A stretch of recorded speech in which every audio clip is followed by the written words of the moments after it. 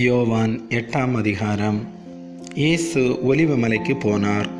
மறுநாள் காலையிலே அவர் திரும்பி தேவாலயத்திற்கு வந்தபோது ஜனங்கள் எல்லோரும் அவரிடத்தில் வந்தார்கள்.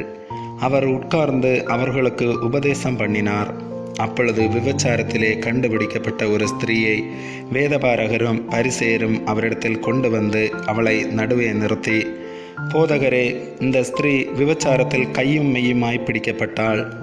இப்படிப்பட்டவர்களை கல்லெறிந்து கொல்ல வேண்டும் என்று மோசே நியாயப்பிரமாணத்தில் நமக்கு கட்டளையிட்டிருக்கிறாரே, நீர் என்ன சொல்லுகிறீர் என்றார்கள்.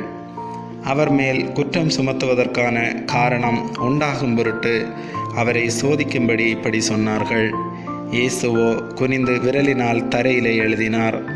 அவர்கள் ஓயாமல் அவரை கேட்டுக்கொண்டிருக்கையில் அவர் நிமிர்ந்து பார்த்து, உங்களில் பாவமில்லாதவன் இவள் மேல் முதலாவது கல்லெறிய கடவன் என்று சொல்லி